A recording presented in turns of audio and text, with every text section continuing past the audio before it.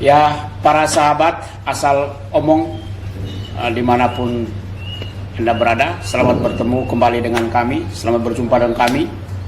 Hari ini kami akan membahas sebuah gejala di masyarakat tentang banyaknya sarjana di masyarakat. Jadi ada sarjana ekonomi, tidak punya ekonomi, sarjana keuangan, tidak punya keuangan, ya. Sarjana pertanian tapi tidak punya beras di rumah, ya. Sarjana ikan tapi tidak bisa beli ikan, ya, macam-macam sebaya lain. Jadi singkatnya bahwa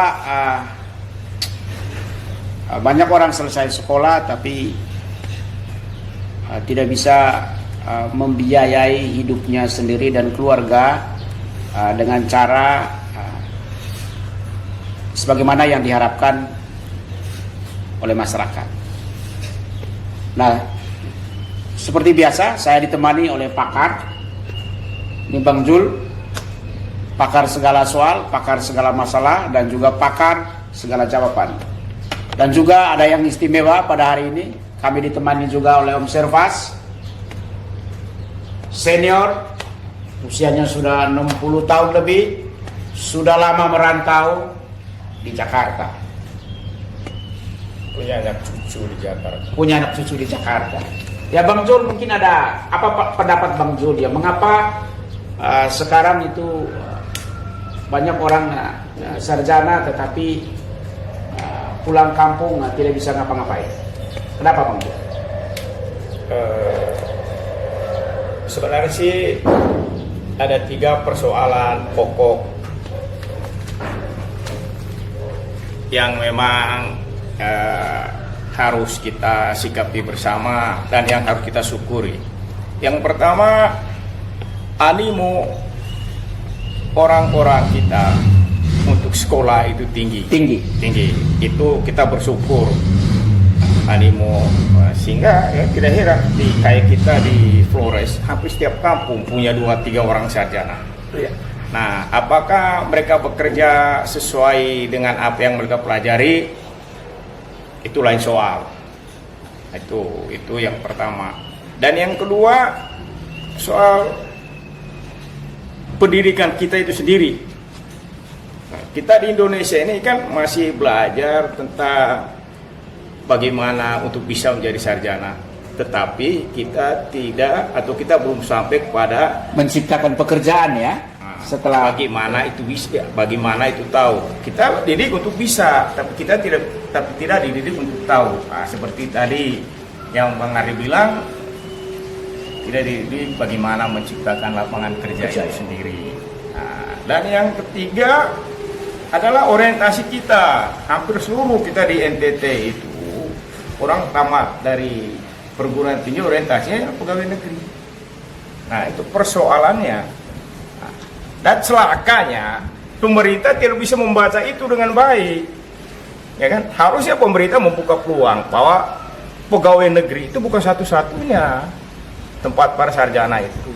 Berilah mereka peluang, menciptakan lapangan pekerjaan juga, ya. Betul, semacam apalah gitu ya, sehingga mereka bisa mandiri. Siapa tahu mereka bisa diri. Ada program-program insentif dari pemerintah, dari negara terhadap para sarjana yang begitu banyak menganggur di desa juga di daerah, supaya mereka bisa mandiri, begitu ya, Bang? Betul. Jadi perlu juga insentif dari negara, ya, untuk para sarjana yang begitu banyak menganggur di desa-desa dan juga di daerah lah, ya. Di daerah lah. Coba Anda bayangkan setiap kampung zaman sekarang ini hampir 2-3 orang jadi sarjana. Sementara lapangan pekerjaannya sedikit. Nihil, ya. Akhirnya mereka bisa menjadi masalah di masyarakat juga, ya. Karena pikiran-pikiran mereka sangat maju, tapi pada sisi yang lain ya, mereka tidak bisa ngapa-ngapain juga. Hidup mereka bergantung pada masyarakat, ya. Betul. Itu. Akhirnya membawa masalah. Ya, atau ada tambahan? Nah, begini kan, observasi. sesudah mereka tamat itu sampai di kampung mereka nggak bisa. Dari di sana itu nanti kita menciptakan suasana yang nggak nyaman bagi masyarakat setempat itu. Dan kami ini pendidik, kami ini kan sekolah jauh-jauh pesan sendiri. Tapi sekolah ini bukan jaminan kita harus nanti terkait ngomong tadi harus jadi pegawai negeri atau apa. Mau ciptakan lapangan kerja ini, salahnya orang kita ini apa? Nggak ada yang lirik ke pertanian, nggak ada. Ke perikanan nggak ada. Hanya maunya apa? Sarjana ekonomi. Kenapa kantor? Sarjana matematika paling kuat guru dan dosen. Tapi kalau dua lapangan ini, itu udah kita bisa menciptakan lapangan kerja itu. Dan sekarang ini kalau kayak kita NTT, kita jujur aja ngomong. Kalau tamat habis tinggal di NTT, dari Jawa pulang ke NTT, itu sebelum bunuh diri. Kalau dia tamat habis, dia harus lihat ini. Oh, Kalimantan daerah paling luas. Ke Irian.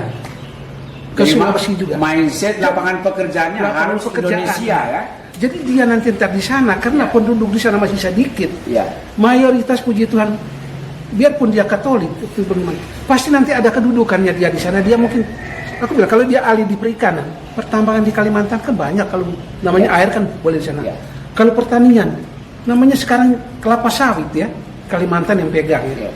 Tuh kalau tambang-tambang itu kayak mereka ini, kayak di Irian. Itu semua lapangan kerja itu ada. Hanya orang kita ini malas. Termasuk anak-anak saudaraku dari Jawa ini juga sama. Mereka nggak mau kalau kirim daerah. Contoh kayak dokter. Mana mau kalau kirim di Kalimantan, Irian, daerah terpencil. Itulah jadi mati kutunya sarjana-sarjana Indonesia ini. Kalau mereka tamatan luar sana, nggak bakalan mau balik. Kalau balik di Indonesia, mereka nggak dihargai. Karena di sana mereka gaji gede. Ini contoh kayak bos saya, anaknya. Mereka kerja. Jadi kalau di rumah sini bilang kamu, saya pas lihat. Nanti lihatnya kami ini kan seolah-olah di sini anaknya bos. Tapi kami kuliah di Amerika itu kami kerja nyuci piring. Hanya memang kerja di sana nggak kayak di sini 7 jam. Kerja di sana hanya 4 jam, 2 jam. Jadi kami bisa kuliah. Disitulah kami bisa punya pikiran, oh iya, ini harus begini. Nah akhirnya mereka datang ke sini. Mereka bisa ekonominya itu ikutin jejak bapaknya. Oke, ya. Aku rasa Terima kasih. Saya gitu. Dan mungkin aku tambah lagi satu lagi ya. Masalah kita di NTT itu masalah ini pendidikan ini terutama ini. Jadi satu pendidikan ini sesudah itu mana lagi kita punya adat dan adat ya, istiadat jangan loh. Kalau adat kita ini kalau bisa dikurangin, nah itu berarti kan kita bisa maju dengan adat istiadat ini kalau yang konsumtif. Nah, habis begitu nanti ntar ini maaf saya minta sekali lagi saya minta maaf. Bayi kecil-kecil loh, anak kecil-kecil gini semua tuh. Kita lihat itu sudah minum moke, rokok. Saya bilang ini mati kan dari kecil. Oh, budaya minum moke, merokok gitu ya. Jelek luar biasa. Kalau kita nggak robah siapa lagi saya tanya. Karena itu mempengaruhi saraf-saraf ya, kreativitas ya. Oke. Ya, makasih. Aku rasa segitu. Makasih Bang Jul, pakar segala masalah, soal pakar segala jawaban juga ya. Terima kasih kepada observasi ya. Jadi sahabat asal omong, mungkin mindset tujuan kita sekolah itu harus dirubah sekarang ya. Kalau dulu lapangan pekerjaan banyak, sarjana kurang, maka semua sarjana bisa diserap dalam lapangan pekerjaan ya, dan juga termasuk bisa masuk di PNS. Tetapi sekarang pertumbuhan lapangan kerja itu sedikit, tetapi jumlah sarjana makin banyak. Itu artinya ada surplus sumber daya manusia di masyarakat. Nah oleh karena itu maka mindset ya, tujuan kita sekolah itu adalah bukan supaya nanti kita bisa bekerja di mana, tetapi tujuannya adalah supaya kita sendiri dapat menciptakan lapangan pekerjaan sesuai dengan skill yang kita miliki, yang kita peroleh selama masa proses pendidikan. Nah dengan itu maka kehadiran kita di masyarakat bisa membawa perubahan bagi masyarakat. Kita sebagai para sarjana adalah agen perubahan di masyarakat. Salam dan sampai jumpa dengan kami pada topik-topik berikutnya.